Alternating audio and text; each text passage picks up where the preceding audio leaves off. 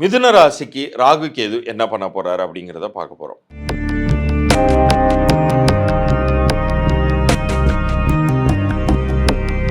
ரகசிய உண்மைகள் நேயர்களுக்கு எண்ணியல் நிபுணர் சதீஷ் ராவின் வணக்கங்கள். உங்களுக்கு 9ஆம் வீட்டிற்கு ராகு வருகிறார். இன்னொரு பக்கம் மூன்றாம் வீட்டிற்கு கேது நகர்கிறார். ஏற்கனவே நான் சொல்லிட்டேன், ஆன்டி கிளாக் வைஸில் தான் அவங்க நவுந்துட்டு இருக்காங்க. ஸோ இந்த 9ஆம் வீட்டு ராகுவும் 3ஆம் வீட்டு கேதுவும் என்ன செய்ய போகிறார்கள்? உங்களை பொறுத்த அளவுக்கு 9ஆம் வீடு அப்படிங்கிறது என்ன? பாக்கியஸ்தானத்திற்கு ராகு வர்றார். ராகுவோடைய தன்மை என்ன? எந்த வீட்டில் போய் உட்கார்றாரோ அவர் அந்த ஆட்சி பொறுப்பை எடுத்துக்கொள்வார். நமக்கு என்ன, யார் ஆட்சி செஞ்சா என்ன? அந்த வீட்டினுடைய சுபத்தன்மையை கொடுப்பாரான்னு கேட்டால் ராகுவை போல் கொடுப்பார் இல்லைன்னு தான் சொல்லி வச்சுருக்காங்க நம்ம முன்னோர்கள். அப்போ ராகுங்கிறது என்ன? ராகு 9ஆம் வீட்டு பாக்கியஸ்தானத்தில் அமர்ந்துக்கிட்டாருன்னா அவர் சரியாக ஆட்சி செய்வாரா அந்த வீட்டை அப்படிங்கிறத மட்டும் தான் நம்ம பார்க்கணும். ரொம்ப பவர்ஃபுல்லாக ஆட்சி செய்வார். ஆனால் கேது 3ஆம் வீட்டுக்கு நகர்வது கெடுதலா அப்படின்னு கேட்டால், 3ஆம் வீடுங்கிற மறைவு ஸ்தானம் தானே, உபஜயஸ்தானம் தானே, அது ஒன்றும் தவறே கிடையாது, அது ஒன்றும் தப்பே இல்லை. 3ஆம் வீட்டில் இருந்தாலுமே உங்களுக்கு கெடுதல்கள் அப்படிங்கிறது நிகழ்ந்து விடாது. இன்னொரு பக்கம் அதே இடத்தில் ஜென்ம குருவாக உங்களுக்கு குரு அவருமே 3 நாளைக்கு முன்னாடியே பயிற்சி அடைஞ்சிடுறாரு.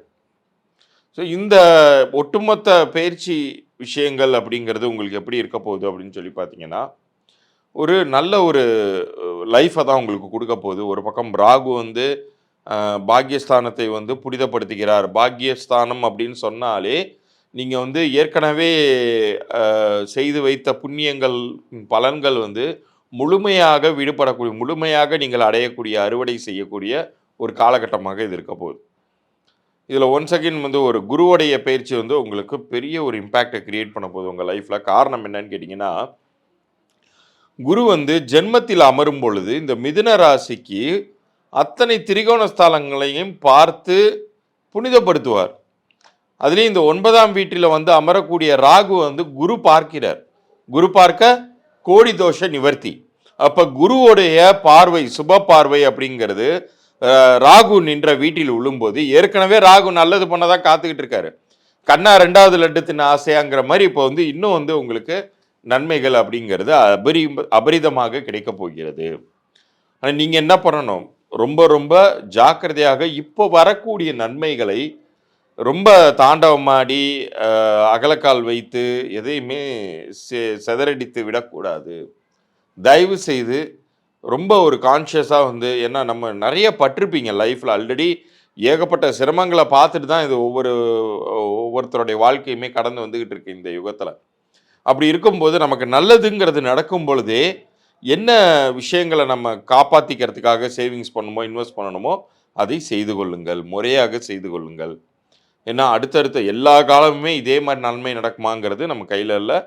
தெய்வத்தின் மீது மிகுந்த ஒரு நம்பிக்கை வைத்து, முதல்ல நமக்கு நல்லது நடக்கும்போதும் தெய்வத்தை போய் பார்க்கணுங்கிற ஒரு இன்டென்ஷனோட உங்கள் வீட்டில் அருகில் இருக்கக்கூடிய பழமை வாய்ந்த பெருமாள் ஆலயங்களுக்கு சென்று வழிபட்டுட்டு வாங்க. சிவன் ஆலயத்திற்கும் கூட போகலாம்.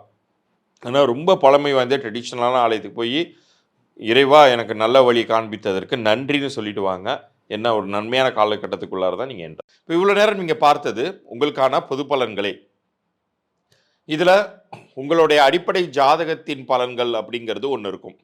உங்களுடைய லக்னத்தை பொறுத்து, உங்களுடைய அடிப்படை ஜாதக கட்டத்தில் இருக்கக்கூடிய கிரக நிலைகளை பொறுத்து இப்போ நம்ம சொன்ன இந்த கோச்சார பலன்கள்ங்கிறது கொஞ்சம் முன்ன பின்ன இருக்கும்.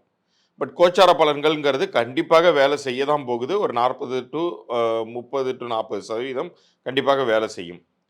எனக்கு இதை பற்றியெல்லாம் எதுவுமே தெரியாது சார், எனக்கு நல்லது நடக்கணும், அதுக்கு என்ன பண்ணணும் அப்படின்னு கேட்குறவங்களுக்கு தான் இப்போ நான் சொல்லக்கூடிய இந்த இலவச பொது பலன்கள். இப்போ ஒரு கிரகங்கள் பயிற்சி ஆகுது, சுற்றுது, ஒரு சமயம் நல்லது பண்ணுது, ஒரு சமயம் கெடுதல் பண்ணுது. அது மாதிரி கிரக கூட்டங்கள் சுற்றி வந்துக்கிட்டே இருக்கு. இதை நம்ம பிடிச்சி நிறுத்தி வைக்க முடியுமா?